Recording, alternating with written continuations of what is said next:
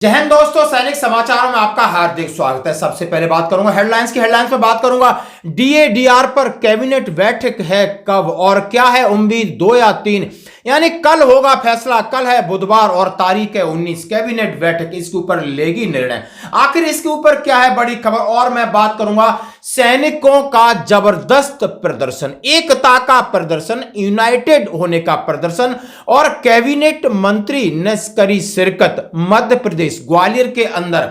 और आखिर ये कितना बड़ा प्रोग्राम था, इससे क्या मैसेज जाता है देशवासियों को और क्या मैसेज जाता है उन भूतपूर्व सैनिकों को और उन सैनिकों को जो सेवारत हैं। दोस्तों ये बहुत बड़ी मुहिम है, एक शानदार मुहिम है। इस वीडियो और इसकी तस्वीरें जरूर मैं आपके सामने पेश करूंगा। और मैं बात करूंगा दोस्तों पाक सेना में भगदड़, कई हजार सैनिकों ने छोड़ी नौकरी। और मैं बात करूंगा मोदी जी ने ट्रंप की राह पर हैं, यानी मोदी जी ने ट्रंप का भरोसा जीता है। और क्या कहा है उनके पॉडकास्ट इंटरव्यू में, जरा आपको सुनना होगा। तो सबसे पहले मैं बात करूंगा डीएडीआर की। हाँ जी दोस्तों, जैसा कि आज एक खबर निकल के आ रही है कि डीए हाइक 2 या 3%, 78 महीनों में पहली बार। ऐसा क्या हुआ कि केंद्रीय कर्मचारियों को लग रहा है झटका। आखिर सरकार कब करेगी घोषणा और कब है कैबिनेट की बैठक। हाँ जी दोस्तों, मैं कह रहा हूं कल है बुधवार, 19 तारीख को है केंद्रीय कैबिनेट बैठक। अब होगी डीए की घोषणा, एरियर भी मिलेगा, लेकिन संशय 2% या 3%, यानी 2.99 का आंकड़ा 3 पे ले जाएंगे 2 को, यानी ये कैबिनेट बैठक में तय होगा। इसी खबर को लेकर मैं आपके सामने आया हूं कि केंद्रीय कर्मचारी पेंशन को महंगाई भत्ते से जुड़ा अपडेट। जनवरी 2025 से डीएडीआर में 2% की बढ़ोतरी होने के आसार हैं, जैसा कि एआईसीपीएन के आंकड़े कह रहे हैं।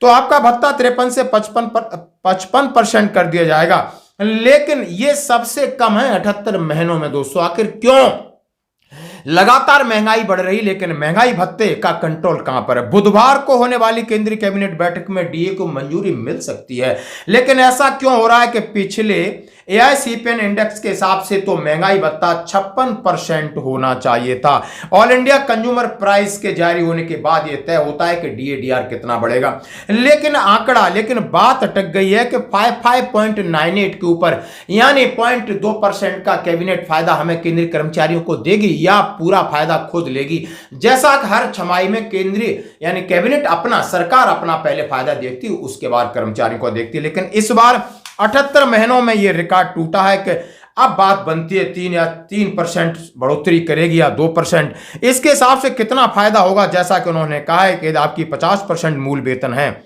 और डीए 53% है तो 26,500, 55 होता है तो 27,500, यानी 1,000 का फायदा।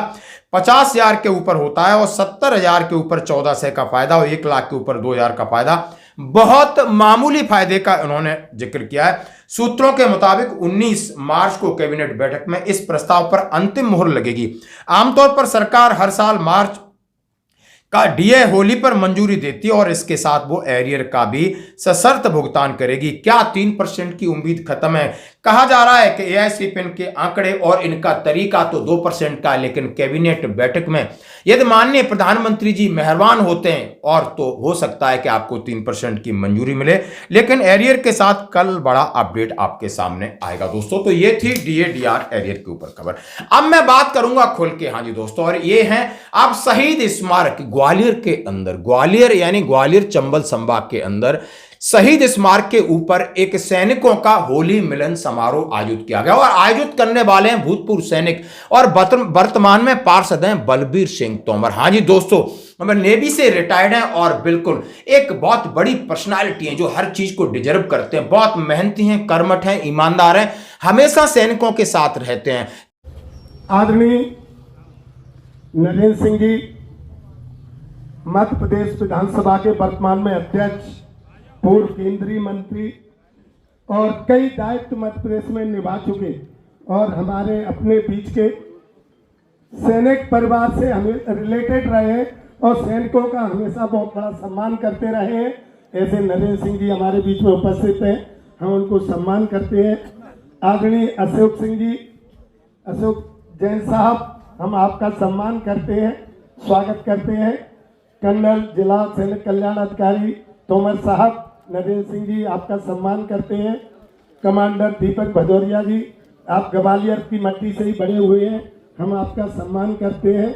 ग्वालियर चंबल संभाग के सैनिकों की तरफ से इस शहीद स्मारक में हार्दिक वंदन और अभिनंदन करते हैं।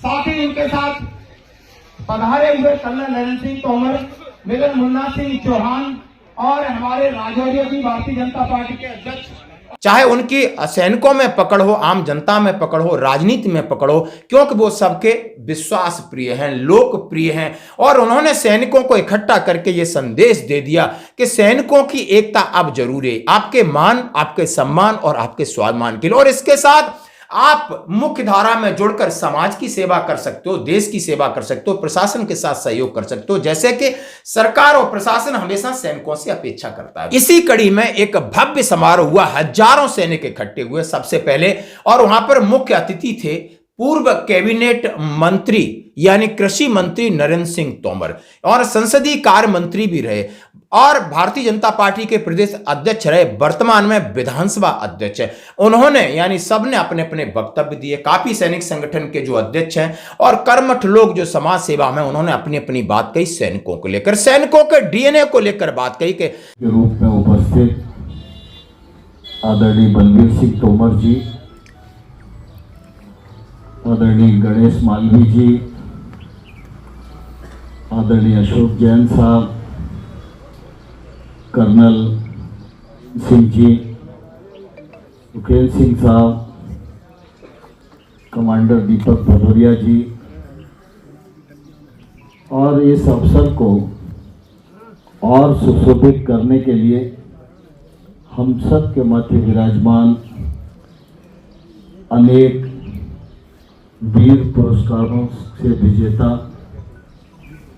और उपस्थित सभी हमारे परिवार के बुजुर्ग, नौजवान भाइयों और उपस्थित सज्जनों, आज होली मिलन का अवसर है और हम सब जानते हैं कि होली का ये त्यौहार हमारे जीवन का बड़ा महत्वपूर्ण त्यौहार है। आज तो शहरों में होली आमतौर पर एक रस्म अदायगी रह गई है, वरना हम सब लोगों के यहाँ ये परंपरा थी कि लोग साल भर होली का इंतजार करते थे और गिन के रखते थे कि कहाँ कहाँ और किन किन लोगों में मनमुटाव है। अब की होली का त्यौहार आएगा तो सब लोग मिलके इकट्ठे होके उनको गला मिलवाने का काम करेंगे। ऐसा महत्व तो हमारे जीवन में होली का त्यौहार का है। यह त्यौहार ऊंच नीच को समाप्त करता है, जात पात को समाप्त करता है और भाईचारे को बढ़ावा देने वाला त्यौहार है।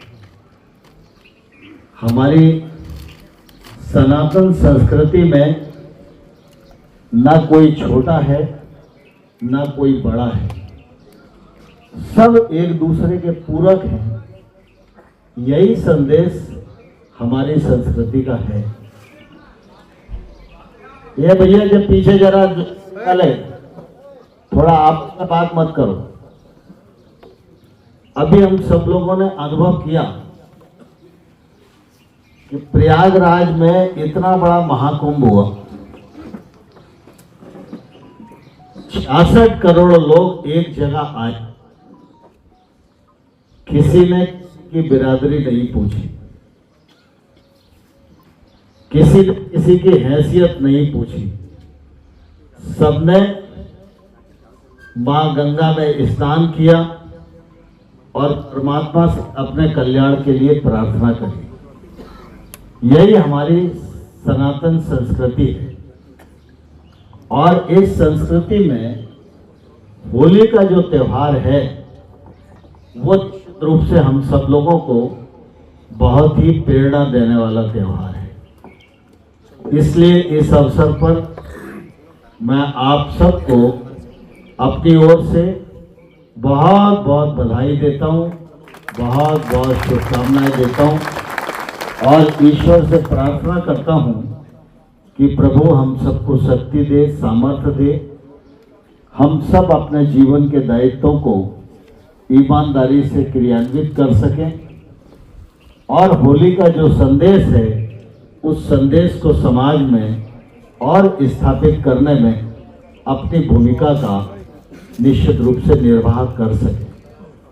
मुझे बहुत प्रसन्नता है कि होली के इस त्यौहार के समय बलबीर सिंह जी ने सभी संगठनों को एकत्रित किया और सब लोगों को एक दूसरे के मिलने के लिए यह मंच उपलब्ध कराया।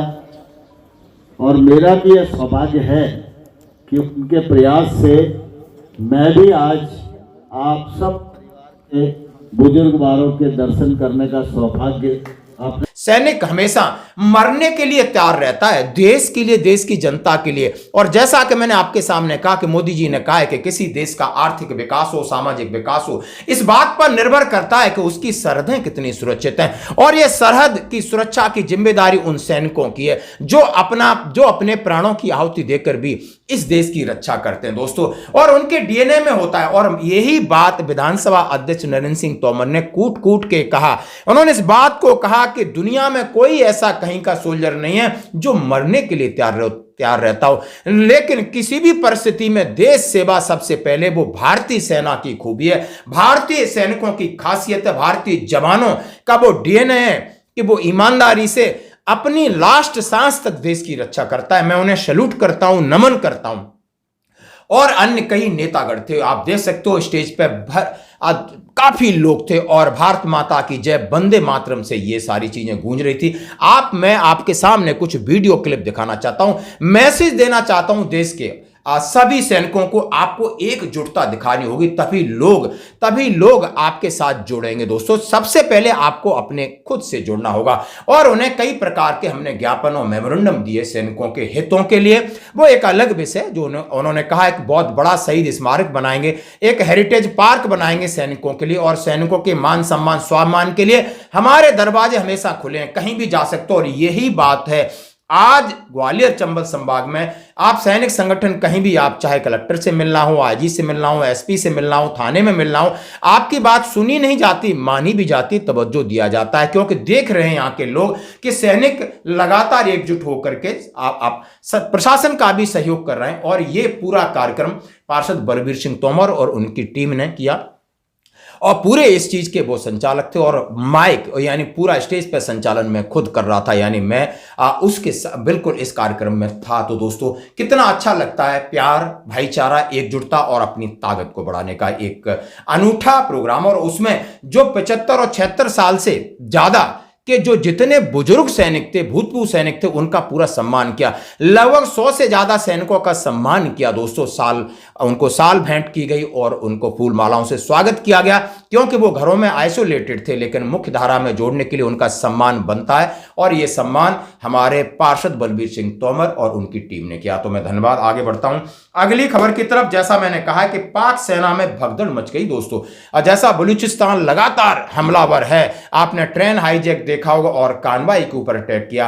2500 सैनिकों ने सेना से भगोड़े हो रहे हैं। नहीं, आप समझ सकते हो कि यह हाल होता है कि आपकी सोच और आपकी समझ और आपका काम करने के तरीके में यदि फर्क होगा तो आपको उसका अंजाम भुगतना पड़ेगा, और यह पाकिस्तान आर्मी को भुगतना पड़ रहा है। अब मैं बात करूंगा माननीय मोदी जी की, जिन्होंने खुलकर एक अपने पॉडकास्ट में कहा कि उन्होंने एक भरोसा दिलाया। उन्होंने कहा कि हजारों लाखों की भीड़ में यदि मैंने माननीय अमेरिका के राष्ट्रपति ट्रंप को एक इशारा किया और हमारे इशारे पर हमारे साथ चल दी इतनी सिक्योरिटी होते हुए, उन्होंने विश्वास दिलाया, क्योंकि उनके अंदर हमारे प्रति कितना भरोसा है, भारत के प्रति कितना भरोसा है और भारत के 140 करोड़ लोगों के प्रति कितना भरोसा है। उन्होंने कहा है कि वो खुद से डिसीजन लेते हैं, और यही शायद आप मोदी जी की कार्यशैली है कि वो अपने डिसीजन खुद से लेते हैं। आपको इतराज ना हो तो आइए हम जरा एक पूरे स्टेडियम का चक्कर काट के आते हैं। इतने लोग हैं तो हाथ ऊपर करके नमस्ते करके आ जाते हैं।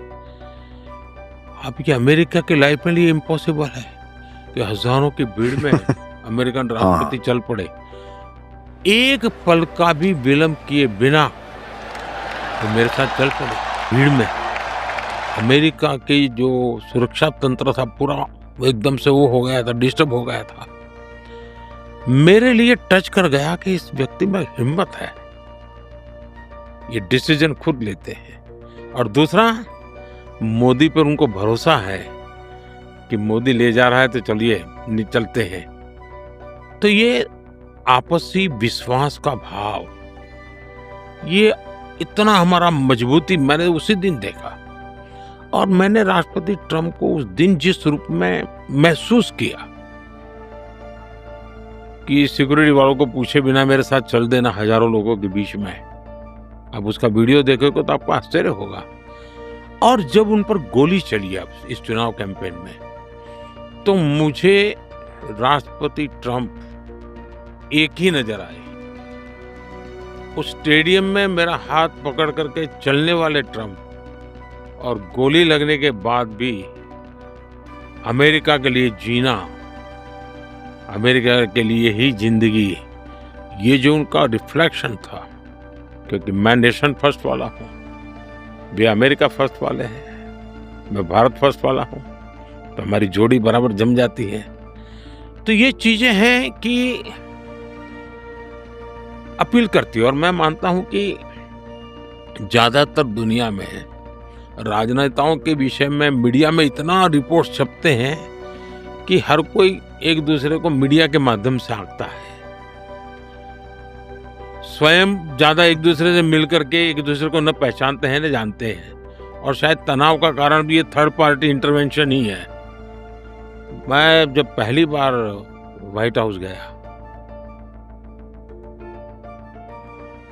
तो राष्ट्रपति ट्रंप के विषय में बहुत कुछ मीडिया में छपता था। उस समय नए नए आए थे, दुनिया जरा कुछ अलग ही रूप में उनको देखती थी। मुझे भी पता, भांति भांति का ब्रीफिंग किया गया था। जब मैं व्हाइट हाउस पहुंचा, पहली मिनट में उन्होंने सारे वो प्रोटोकॉल की दीवारें तोड़ दी एकदम से। और फिर जब उन्होंने पूरा व्हाइट हाउस में घुमाने ले गए और मुझे दिखा रहे थे, और मैं देख रहा था उनके हाथ में कोई कागज नहीं था, कोई पर्ची नहीं था, कोई साथ में कोई व्यक्ति नहीं था। मुझे दिखा दे, ये अब्राहम लिंकन यहाँ रहते थे, ये कोर्ट इतना लंबा क्यों है, इसके पीछे क्या कारण है, ये टेबल पर कौन राष्ट्रपति ने सिग्नेचर किया था, डेट वाइज बोलते थे जी। मेरे लिए वो बहुत बड़ा इंप्रेसिव था। और ये पॉडकास्ट जो कि आप बॉस आपने देखा होगा, इसको जरूर सुने कि उनका कॉन्फिडेंस 7वें आसमान पर है। आज विश्व पटल पर भारत का जो नेतृत्व करने वाले मोदी जी हैं, आज आप किस जगह पर हैं। भले बहुत सारी समस्याएं हैं, बहुत सारी चीजें हैं, वो आती रहेंगी और उनका शायद समाधान भविष्य में देखने को मिले, ऐसी हमारी मंशा है। तो आज की खबरों में इतना ही। बने रहिए हमारे साथ। धन्यवाद।